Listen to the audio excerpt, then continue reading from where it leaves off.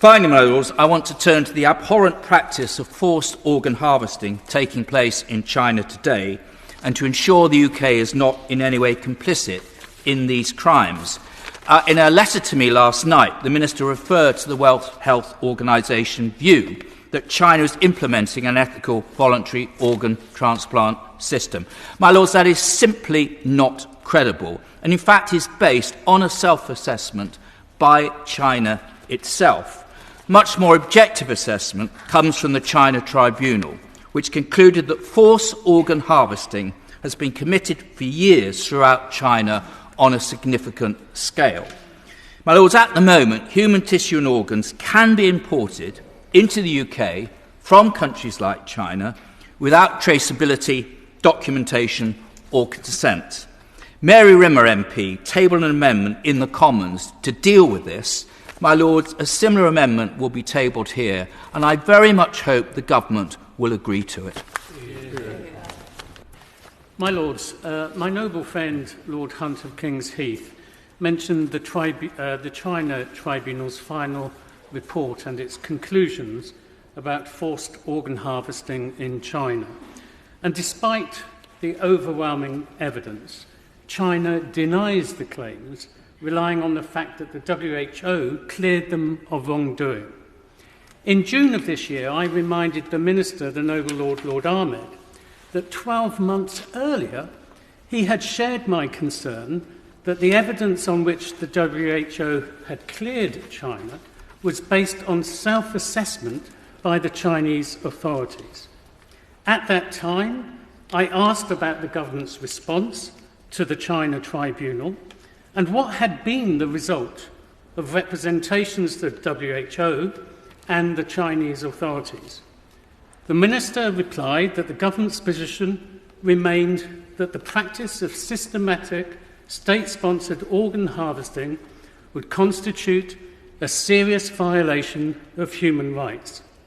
He assured this House that the UK regularly raised these concerns with China.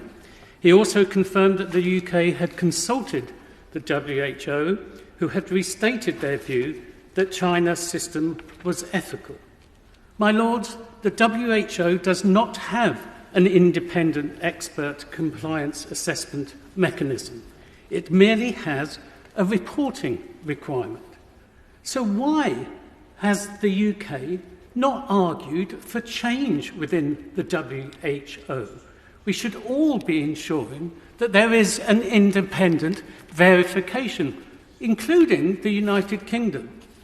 UK legislation requires prior consent and traceability for human tissue for medical research and use in medicines when sourced from the UK. But if the human tissue has been imported, the consent requirements do not apply. And my lords, we've seen exhibitions in New York and Birmingham in 2008 and 2018 respectively. Both used plastinated bodies from Dalian-Hoffen Biotech in Dalian in China. They were categorized as unclaimed bodies with no relatives to identify them. In 2008, the New York State Attorney General required a disclaimer that included the words that the organizers, and I quote, cannot independently verify that the human remains you are viewing are not those of persons who were incarcerated in Chinese prisons. My lords, the UK has arguably some of the most ethical and comprehensive consent requirements for human tissue in the world, yet imported human tissue slips through the net. It's also been reported that 2 UK companies supply organ-preserving devices to mainland China, which could explain how they are being transported around China. I hope the Noble Lord the Minister will heed the words of my noble friend, Lord Hunt of King's Heath, and other noble lords, and provide and ensure that the government delivers or has the means to ensure that the UK is no longer complicit in the harvesting of organs, human organs, from living victims. And here I fully endorse what the noble lords, Lord Hunt and Lord Collins, have said. This is in relation to imported human tissue and biological medicines. We simply cannot allow human tissue from victims of forced organ harvesting to enter the UK.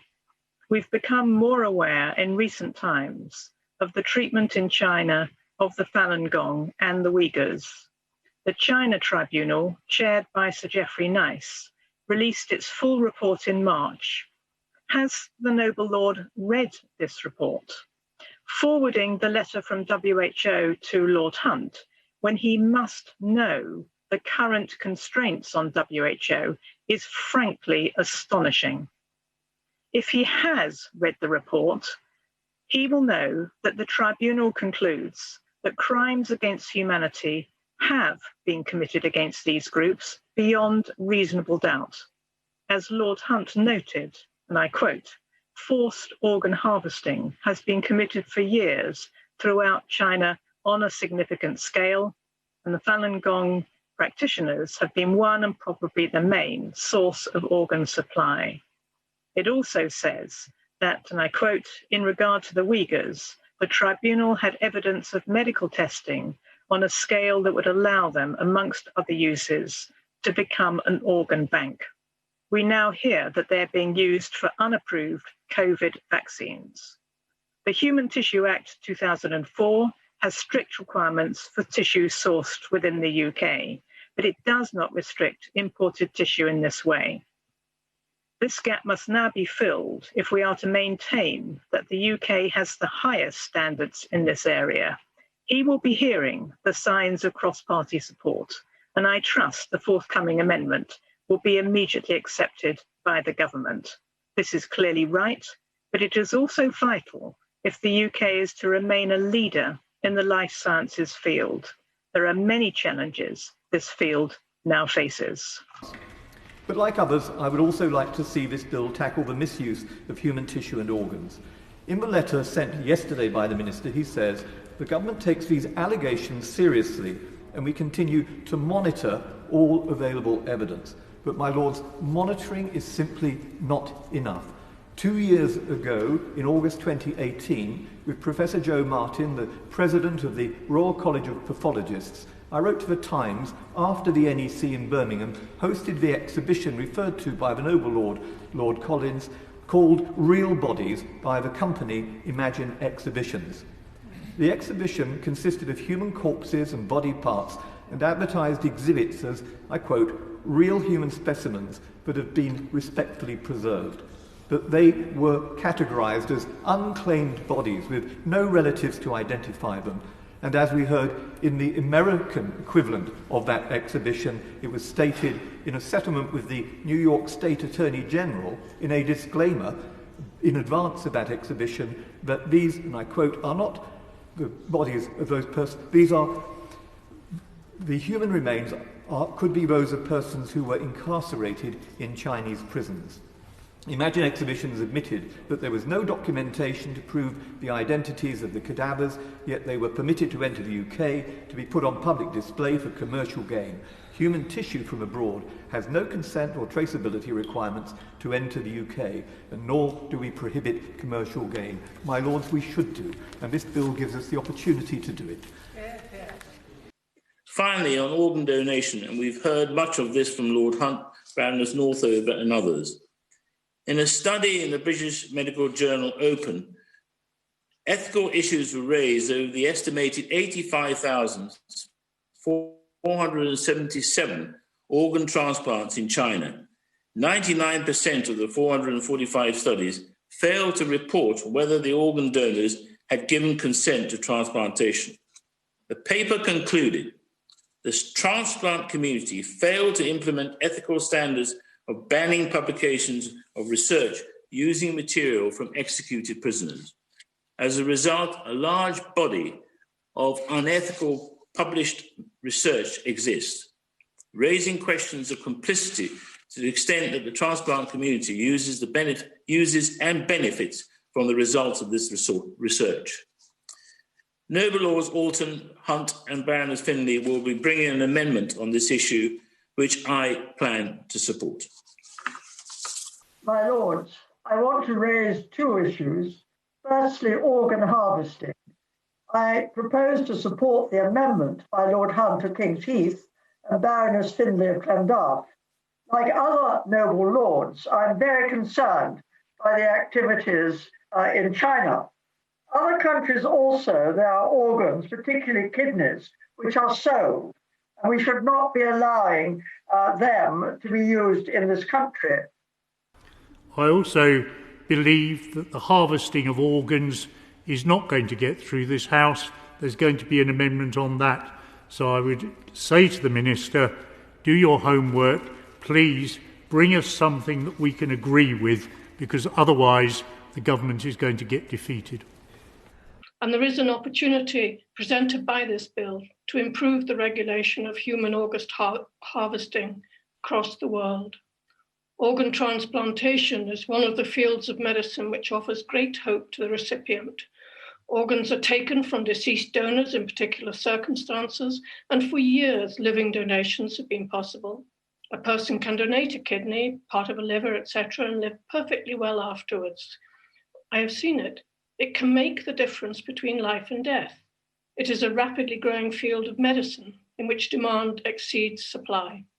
Here in the UK, my lords, we have stringent regulation of the process of organ donation to ensure that those who donate are protected, and that donation is only allowed from those who are fit and are willing to donate without any payment, but to help someone else. That is how it should be, and it's best. This is a wonderful development.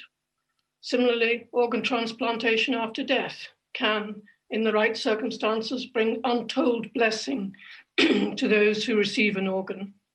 However, the very fact that demand for organs for transplant exceeds supply means that there is a market in organ harvesting, both from the living and the dead. For decades, people have been forced through poverty to sell their own organs. That's unethical and wrong. There should be no support for such practices, and we must ensure control over any contribution made by British companies which enables such activity. We know too that there is transplant tourism, where people travel to countries where they may be able to get a transplant, in some cases with very few questions about where the organ donated to be translated came from. We know too that organs can be shipped and transplanted into recipients across the world without proper procedures. There continue to be major problems in the lack of global control over organ harvesting. There has been reference, my lords, to the work of the China Tribunal and to the reports of a state-run program of forced organ harvesting in China, the organized butchery of living people to sell body parts, which the China Tribunal compared to the worst atrocities committed in conflicts of the 20th century. My lords, we know that Uyghurs, Falun Gong practitioners and others are being killed and subjected to forced organ harvesting. My lord, when an organ is taken, whether from a living or a dead body, it requires to be preserved and transported to its destination. Just as we now require that imported products, whether they be clothes or anything else, should be manufactured in ethical conditions, we need to ask ourselves, are British manufacturers selling to China the devices, medicines and technology which will enable them to sell organs which have been harvested from people in China's detention camps or otherwise wrongly obtained? There could be many spin-offs from such activity, including the use of such organs for medical research, and they can be imported here without any evidence of consent or traceability. The market in immunosuppressant drugs for the recipient, the market in harvested organs, which might even be imported here and used here in the absence of full regulation.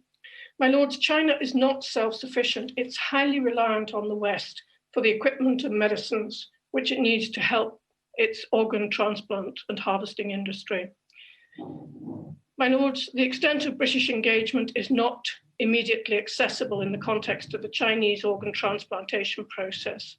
The report indicates, the economics of organ harvesting in China, indicates that there are British companies with interests in this area, in research, and in producing and selling organ preservation solutions to China.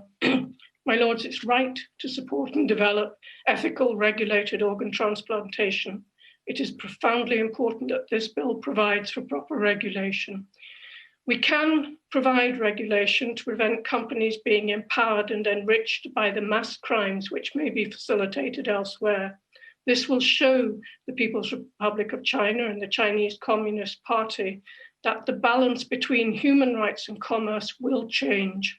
My lords, we need to think very carefully about how this bill will proceed so that it does that which it seeks to do and protects the health and safety of those who may be forced organ donors. Then there's the particular difficulties of harvesting parts, referred to by Baroness Butler-Sloss and others. And again, I exercise my support. We must make this bill better than it is now. What measures are being taken to prevent importation of medicines from countries where human organs have been removed for medical testing? Falun Gong and Muslim Uyghurs are subjected to these horrible practices in China. And I'd like to emphasize that when it comes to the committee stage, I will fully support the amendments in the name of Lord Hunt of King's Heath and Baroness Finlay of Llandaff, which deal with forced organ harvesting. As mentioned before, Sir Geoffrey Nice, a QC, stated in a report, forced organ harvesting being committed for throughout China. My lords, regarding China's organ harvesting and experimentation on detained citizens, the Noble Lord the Minister wrote to me last night, citing WH view as reassuring. It is not, as many noble lords have already pointed out. Consent documentation required on tissues from outside the UK is only on an advisory basis. It must be statutory. There are now reports of COVID vaccine experiments in China on prisoners without consent. The UK cannot ignore increasing evidence of abuses, and so I will co-sign an amendment to close the glaring gap. The government can then prove that it really does take this extremely seriously.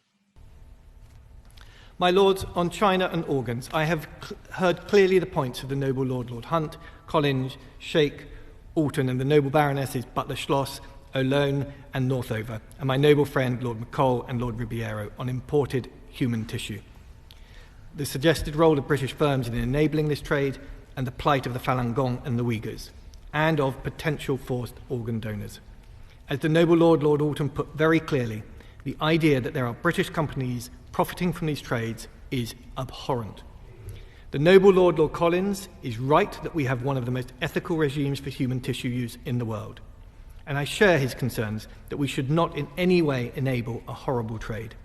Reliance on overseas reassurances, as outlined in the Human Tissues Act, is something that I recognise noble lords are concerned about, and I hear these arguments very clearly.